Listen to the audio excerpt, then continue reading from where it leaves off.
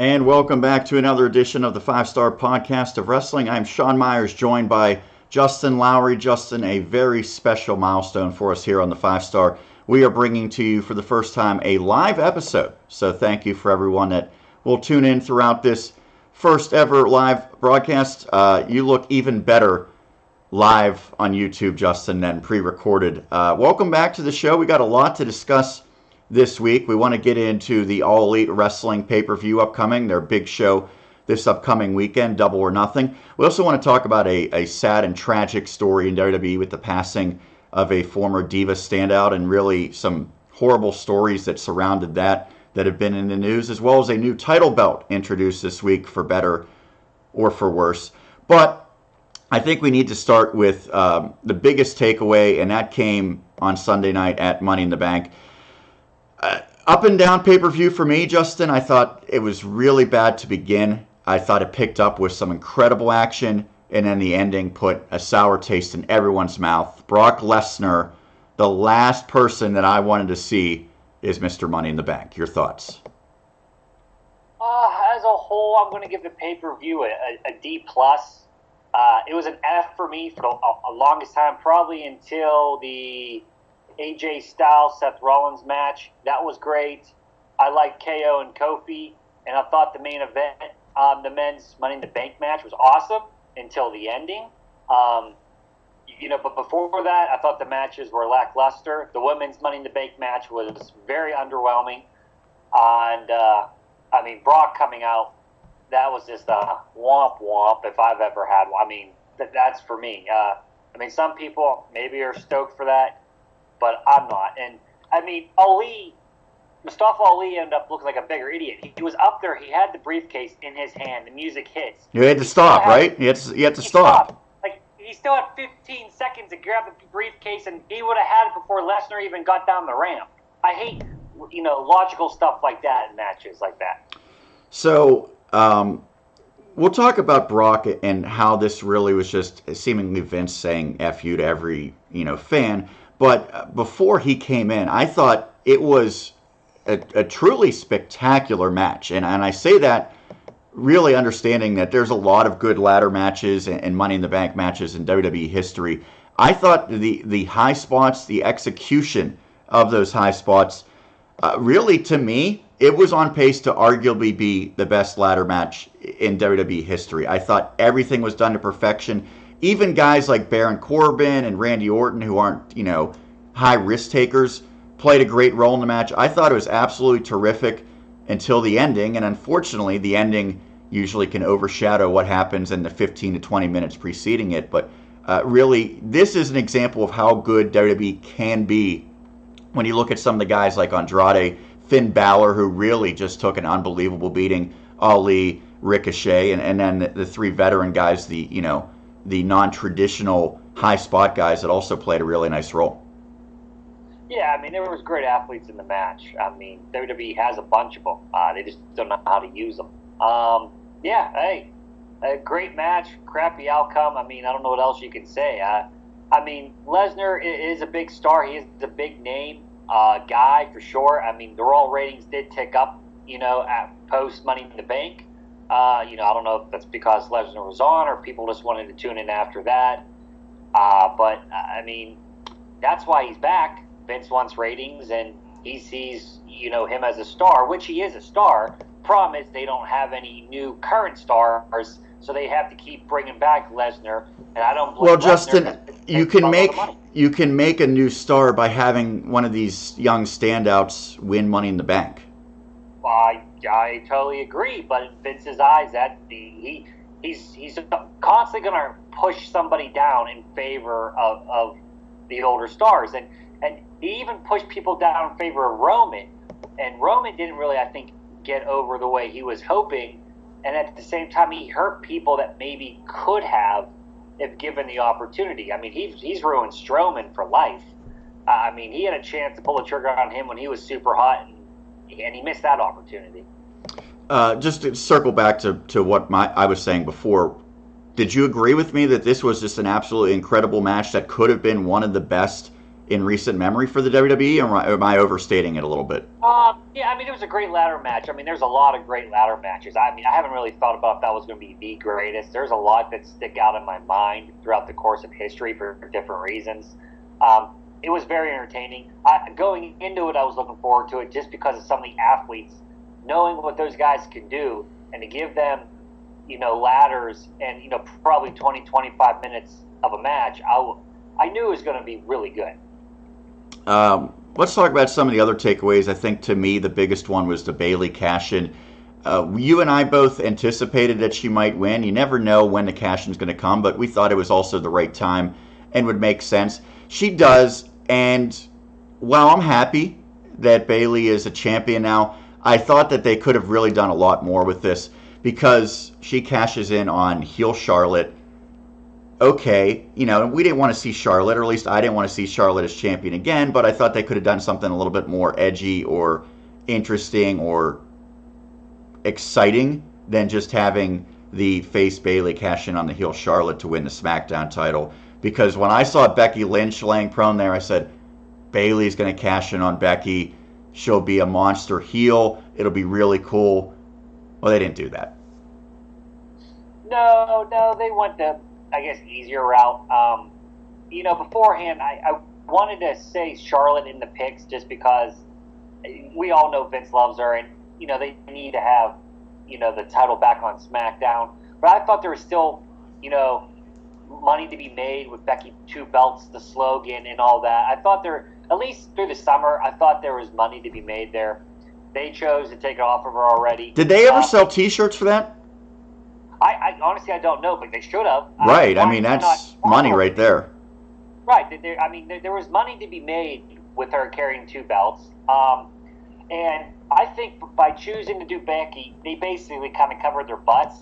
They were like, okay, we're going to have negative reaction of Charlotte beating Becky. Now, if Bayley comes down, beats Charlotte right away, that's going to take some of the heat off, which I think it did. But in the same respect, if you have Bayley, even if you choose to have Bayley cash in that night on Becky, she doesn't have to go full-blown heel, but it gives a new character dynamic to Bayley, which is greatly needed because the whole I'm a hugger, it's just too good guyish. And she dismissed that on SmackDown. But yeah, to your point, actions speak louder than words.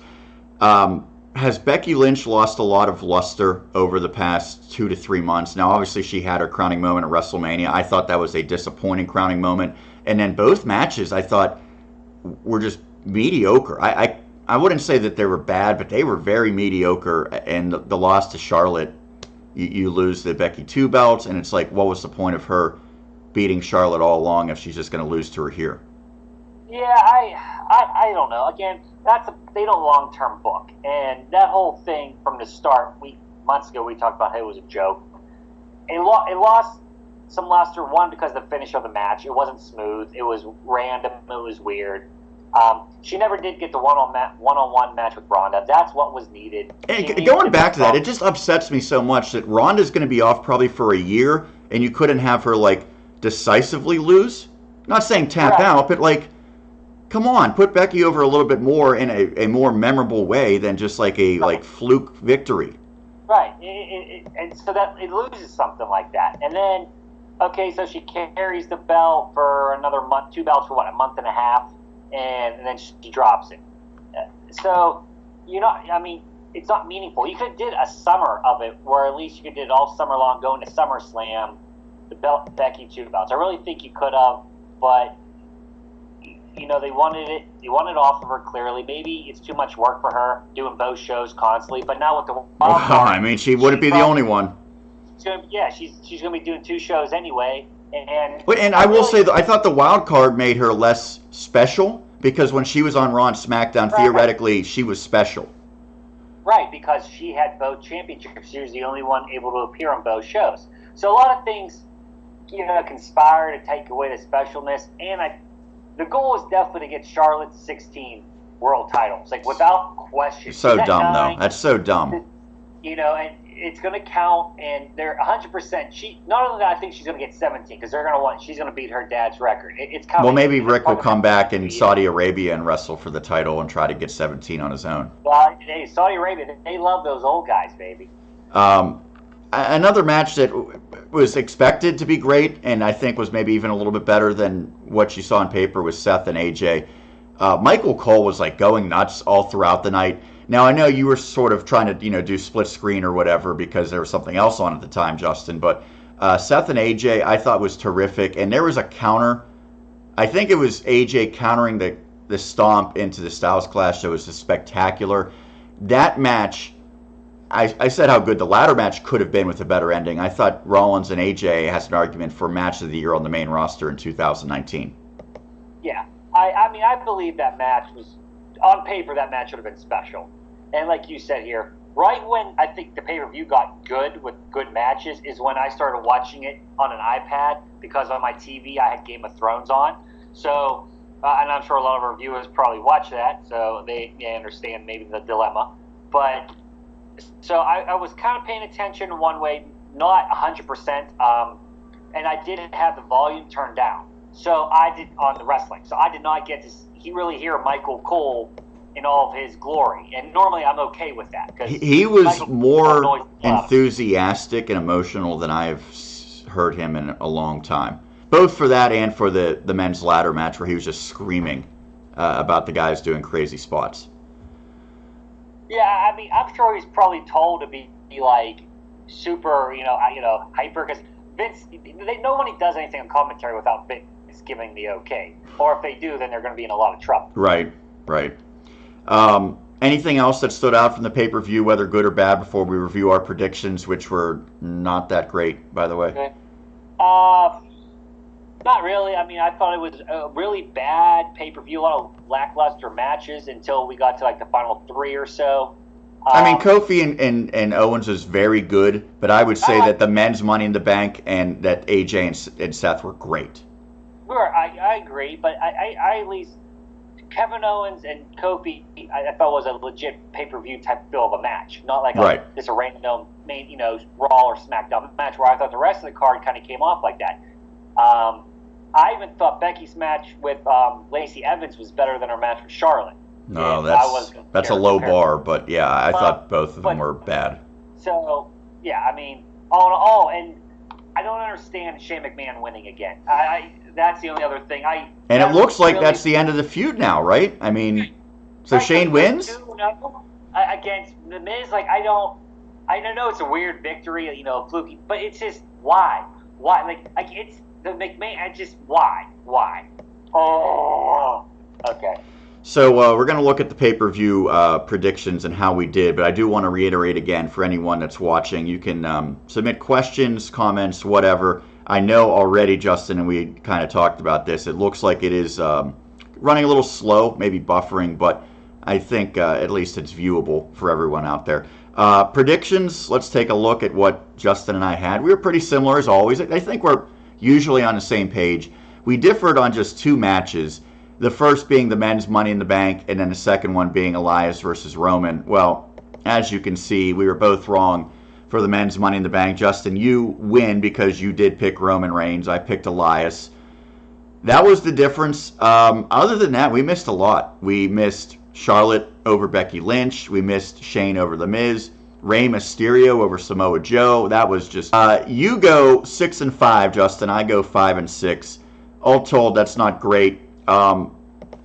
There's 2 ways to look at it. The company did some surprising outcomes and kept us on our toes, or maybe they just did some head-scratching decisions. I would lean more towards the head-scratchers. Again, Shane McMahon winning, Rey Mysterio winning, so on and so forth.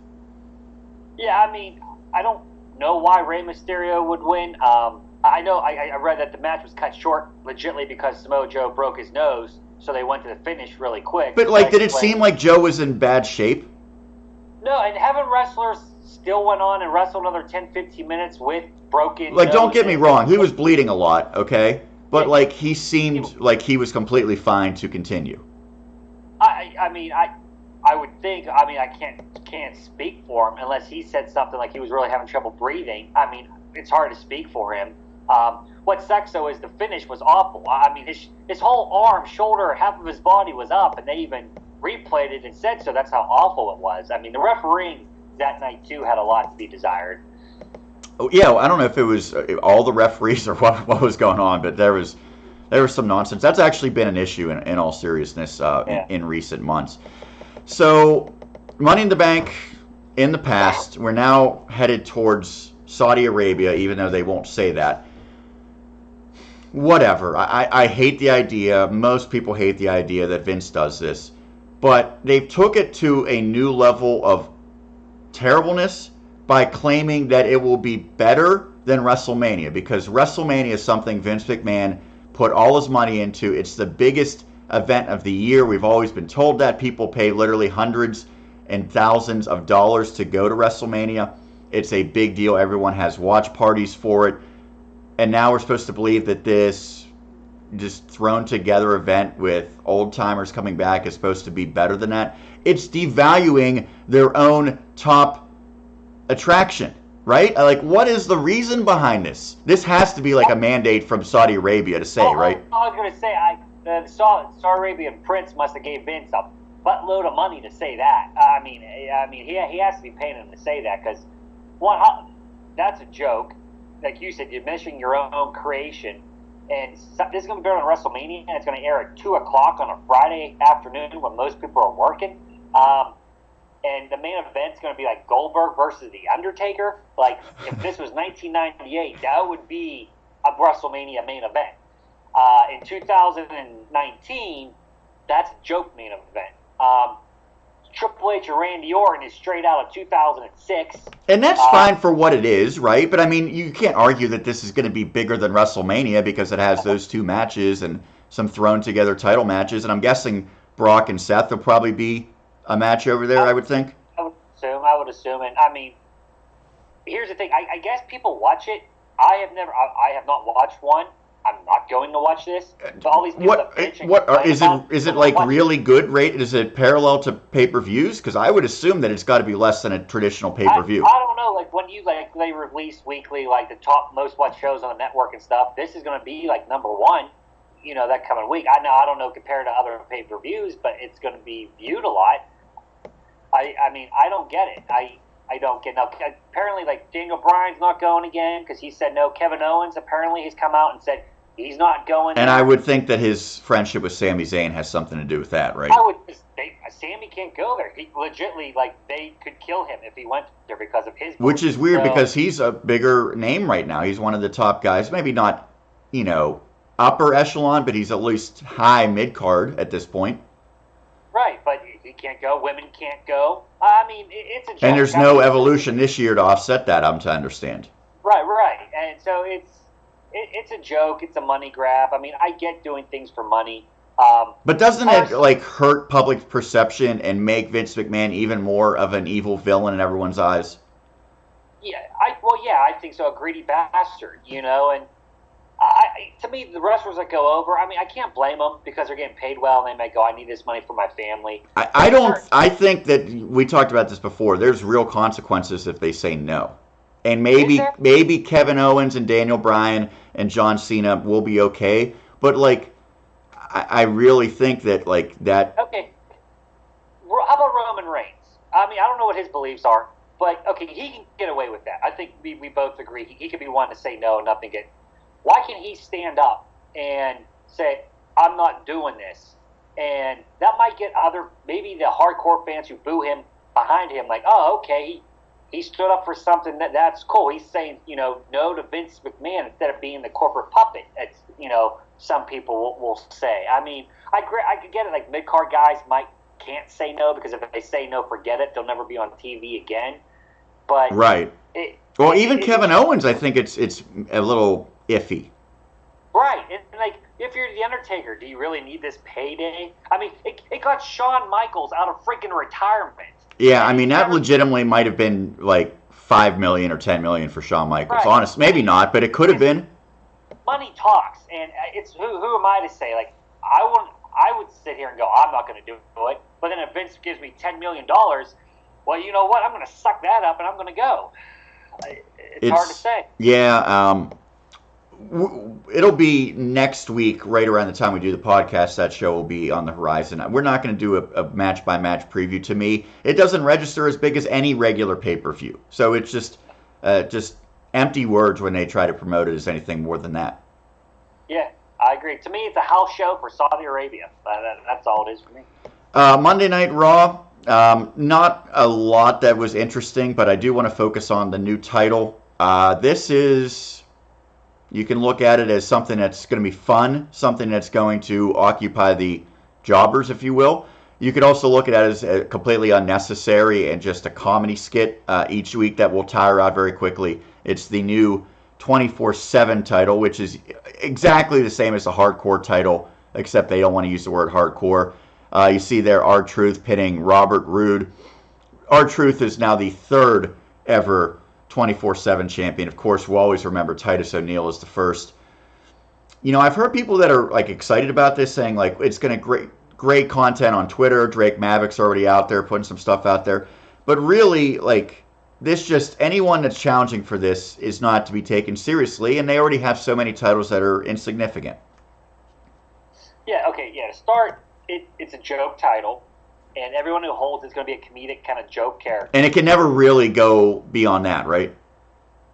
Right. And it's never going to be defended like in an actual match, I think. You know, like, you're not going to have it on a pay-per-view for the 24/7 title. Well, maybe, but it'll be like 3 minutes of a match, and then it'll break down. And somebody else will come out with another ref or something. I mean, there's too many titles in WWE to begin with.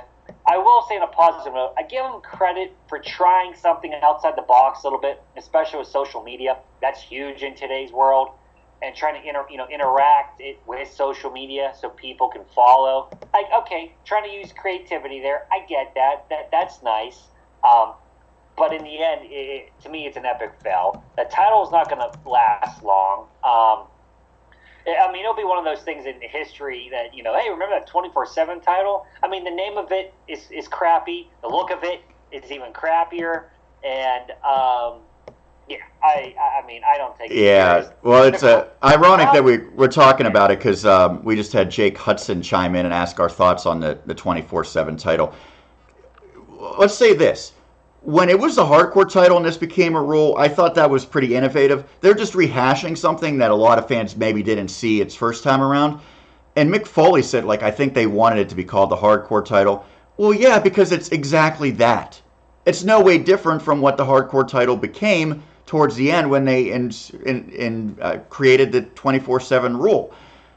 The other thing is, you give it zero credibility when you have Titus O'Neil as your first champion. Now, if they had, maybe had a 24/7 title and made it slight tweaks to it where, let's say, a Cesaro won it and then he had a really good match to defend it, well, now maybe it means a little bit more. But you can't take it as serious whatsoever. And how long is this going to go before it runs its course, Justin? You can't do this same skit each and every show for a long, long time, right? I mean, we're looking at like 3 to 6 months, maybe. Yeah, I don't think it can last WrestleMania, can it? Like, it's going to wear thin. It stinks for me. I mean, I'm sure I saw some people really liking it, and maybe for the first couple of weeks it's going to be entertaining. It'll give entertainment, give you a good laugh. But 3-4 months from now, it's going to be pretty bad. SmackDown, there was a couple notable things. I have the shirt behind me right here, Justin. Let's get a nice view of. It's not showing off. That is the T-shirt of one Dolph Ziggler.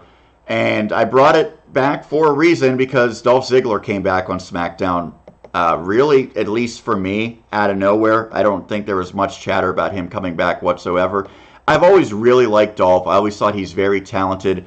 And he's a guy that, kind of like Kofi Kingston, great in-ring performer. He's had a very solid career, never quite able to get over the hump. I thought he did a good job with his promo.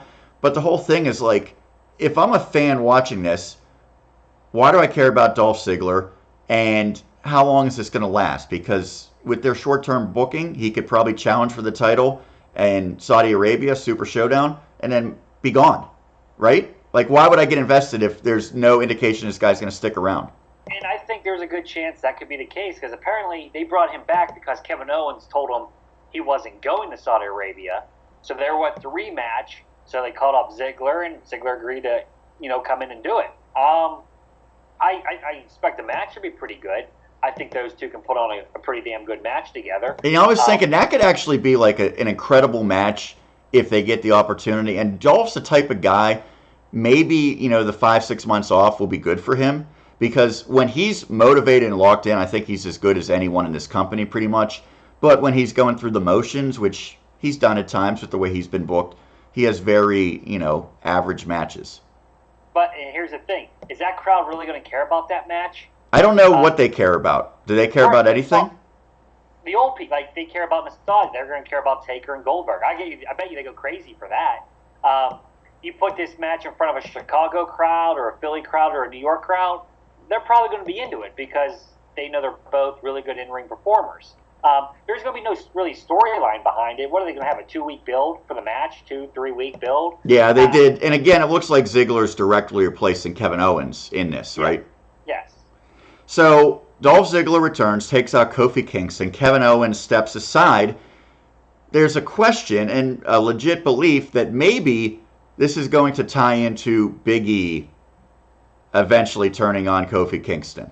And Big E made his return, and they had, the presents and the banners and, Big E doing all sorts of different ridiculous things. I think he was eating a box at one point. So Big E's back. Woods, Kofi, The New Day, all reunited. Everyone seems to be happy. Here's how it plays out. Big E's backstage. He says he's attacked. We didn't see the attack. He blames it on Kevin Owens. Kevin Owens wasn't around or seen the rest of the night. Woods and Big E leave. Kofi gets taken out after the match against Sami Zayn by Dolph Ziggler. Is this going to lead to something sooner rather than later, Justin? I don't know. Do you think they know? No, I don't think. I think they have a plan in place, but Vince could change that plan at any given day, any given minute. Right. Apparently the Raw script wasn't even finalized, and they're on the air. So, Vince loves breaking up tag teams. I'm surprised the New Day's been together longer than anybody in recent memory. I guess if you turn somebody heel, it would have to be Big E. The thing is, Big E is so good on the mic, and I think so good at selling merch. Turn him heel. I mean, I wouldn't mind it, but I don't know if Vince would be willing to go there. Whenever you get attacked and you don't see it, there's always a question mark. There's always something more to it. So there has to be something to it. I don't know if Big E was in cahoots with Ziggler. There probably is something to it. Ultimately, I think Big E turning on Kofi, or maybe Big E and Woods turning on Kofi, I would be okay with that. I want the New Day to stay together, but I feel like that type of thing could really be big for SmackDown. It really could gain some. I mean, the New Day is a great attraction, but you always know what you're getting with the New Day. To do something completely different, that would be big for a company that really hasn't had some exciting twists and turns. Hey, if you break them up, just think of all the reunions that you can do. Look what they do with the Shield. Yeah, right. There's the final reunion. Just think of that. That's a good point. Somber note that I want to touch on, Justin. Ashley Massaro passes away, and she was only 39 years old. They did show a little video, or I guess a picture, or still photo of her before Money in the Bank. First off, her career was not real notable. She won the Diva Search. I actually went back and watched some videos of her. It was pretty ridiculous how disgusting the commentary was about her, because it was just Jerry Lawler just oogling over her and the other contestants. And then even when she was signed and an active competitor, JBL was sort of doing the same. They were promoting her in Playboy. That's how divas were back then, 10 plus years ago. So she's not going to be remembered for her work with the company, but really sad to see. And then the big news that came out of it a couple days after that, Justin, is the lawsuit that she had pending and how bad it looks for Vince McMahon in particular. Yeah, well, I read somewhere, too, that she called Vince and the company and apologized for even being part of the lawsuit. So the background is apparently she was sexually assaulted on one of those Tribute to the Troops when they actually went overseas, not like the ones in America that they've done for the past handful of years. Right. I mean, it's hard to talk about that stuff like that. It's a very touchy subject, and I mean, you don't know what went on. But clearly, she was depressed. I know she got into using some drugs and stuff, and some pills and other things, and Which has happened to many wrestlers over the years. Unfortunately, it's a trend. Right. It might maybe is getting better, but has always been a trend. Yeah, a lot of people said that she was doing good, was happy again, but clearly she wasn't. It came out a couple days ago that she did, commit suicide. I know Ruby, Matt Hardy's wife, really got a lot of slack because she wasn't very caring. She said she kind of basically got what she deserved. I don't know if you saw any of that Twitter exchange. Yeah, I mean, I didn't follow it that closely, but everyone's going to give their thoughts on a situation like that, and most of those are really irrelevant. But what could be very relevant is what happens with Vince McMahon. I mean, if this comes out like at a major publication about everything because right now it just seems like it's mostly like wrestling websites reporting this and everything. Apparently, Vince, while sympathetic and maybe somewhat understanding when it was reported to him, basically tried to say, like, well, don't make this public. Right? Well, yeah, something like that. And, well, isn't the reason why Sable doesn't come around is something with sexual harassment when she worked there? Isn't there something, there's some bitter feelings there. And she's married to Brock Lesnar, and she still doesn't come around. I think there was something there.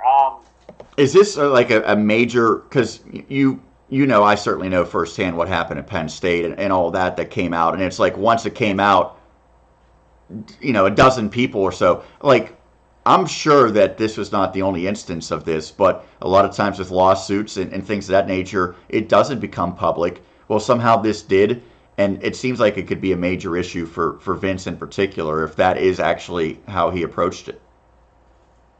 Yeah, I mean, especially today, if that came out, he would be in some serious, serious trouble. So much so, he might have to step down as chairman. Like, it's that big of trouble where he would have to get his name off the company, and put it in Stephanie or Shane's or Triple H's. I think it would be that big of a deal. Well, we speak about WWE and Vince McMahon. Let's talk about the biggest, I guess, independent, if you want to call it that, wrestling event in what? I mean, we're talking decades probably, with All Elite Wrestling holding their pay-per-view. Now, of course, they had their first show, but this one is really the first one under this new promotion where it's, technically actually a promotion at this point, and we know the TV deal upcoming in a few months. Anticipation level for this, Justin, and what is going to be key for it to be a success in Las Vegas? Anticipation level has to be a 10, just because it's new, it's fresh. You called it an independent show. I can't say that anymore. Yeah, I mean, I guess it's a legitimate alternative on cable. They're on TNT. They're I guess legit now. I mean, it's an upstart promotion at this point because they're not technically even on TV yet. It's very bizarre that they're having this show before being on TV. It's usually the opposite of how you do things. TV comes first and then the shows, but okay. Look, I'm excited for it. I'm not going to be able to watch it live. I know me and you personally talked about, watching it. For me being the holiday weekend, I got some family coming in from town. It's just not going to work for me. There was a blow that Pac, little Neville there, old Neville for everybody. He's not going to do the match now. He pulled out. Well, they had the match, I guess. Was it today? It was the other day. They did an angle or something because they uploaded it yesterday. Yeah, I think they wrestled a match, but obviously it's not part of the event. And from what I read is that he was going to go over Hangman. Like, that wasn't the issue. It's down the line because they're actually doing long-term booking, and they wanted him and why can't I think of his holy name right now? The guy facing Jericho, Omega. Yes. Kenny Omega. They wanted those two to, basically wrestle for the title and Omega go over him. Well, he was not for that because he was a Dragon Gate champion. So, to me, now this is where the concern is. Some guys having these part-time contracts. Well, if that's true, and it very easily could be. why not at least have the match with Paige that you're advertised for, and then try to go back to the drawing board? What comes after that? Because from what I read, that they don't want to be like WWE in that aspect. Like they're not going to go, well, we'll just worry about this now, and do this now. We'll worry about that later. But the good thing about WWE is most times when they advertise a big match, it happens. And when you're already having a big match, now of course they're going to find someone to replace him. It'll probably be a pretty prominent person. Yes. But it's still not the same, right? Well, I would say no. But I guess the problem is, I mean, if he wasn't willing to do it, he's not willing to do it. And I think the big issue is what this means down the line for guys with part-time contracts. That, well, I work with you guys, but I also work here, here, here, and here. So, I mean, who stops the next person from saying, hey, I'm not doing that because in this promotion, I can't lose this match because it makes me look bad over here. With the money that they have, why isn't everyone pretty much exclusive for them? I'm guessing like right off the bat there was guys that maybe weren't ready to sign their full it's a wait and see. Right. I want to see first, and I get that. So they're like, okay, we understand we need to start up, but we want you. So how about you agree to do a part-time so many dates, and we allow you to work in Dragon Gate. We allow you to work in down in Mexico or whatever. And I get that. And some of the success of All In was built on guys who were from Ring of Honor, New Japan, Mexico. It was a bunch of guys coming together to create something special. Right. So it's going to be different because they don't have the all Japan. Japan's not going to be there. Ring of Honor guys. This is strictly a promotion. It's not a collection of the best indie talent really anymore. It's a promotion. So there's going to be some growing pains. I'm happy it came out already, and they didn't try to fool everybody the night of with some type of bogus thing. Right. Yeah. It is what it is. Right now, the people that are going to be getting that are going to be the hardcore fans anyway, because casual fans probably doesn't even know it exists yet because it's not on TV. I talked about the price point last week, Justin. Your reaction to that? Some $60, some $50. Either way, it's pretty steep. That's steep for this era. I mean, they do not set the price tag. It's like the cable companies I read. So this isn't like Cody and the Young Bucks saying, "Hey, we want $50 for this." When you get the WWE Network for $10 a month and can watch pay-per-views along with a lot of other stuff for $10 a month, Ring of Honor has streaming services, New Japan has streaming services, all at very lower cost. UFC with ESPN Plus. Pay-per-views are expensive. They're going to have to change that model, and I think they will, because I don't expect the buy rate to be very high, because I'm used to being able to get any WWE pay-per-view I want for $10 a month. Right. It's hard to justify $50 plus taxes to watch a 4-hour pay-per-view. It's very hard. Right. Any thoughts on potential surprises that we might see? Or any particular person or match you're most looking forward to? There has to be a couple. I love watching Omega wrestle. Jericho, though, all-time great in the ring legend, but he's nowhere near what he used to be.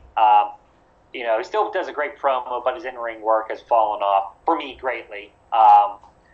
The Young Bucks, and the Lucha Brothers, I think that could be the match of the night, actually.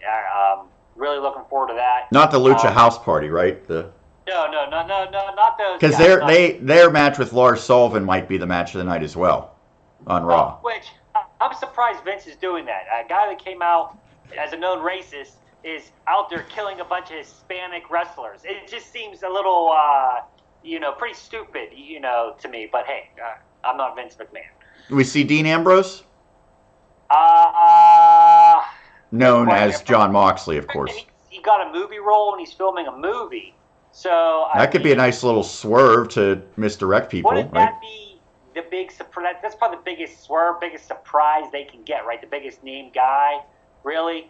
What happens if he's there and faces Hangman, or he does something, crazy? I don't know. I'm going to say he's not going to be there. But you figure they have to do something because this is their first real pay-per-view. They're going to have to do something, right? there has to be that shocking moment, right? Because remember, Jericho was a surprise at All In.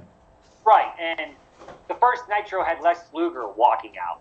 Looking dapper, I might add. Right, and I mean, back then, that was a big deal. He was just like, he was just on Raw, Raw. Like, that was a shock value.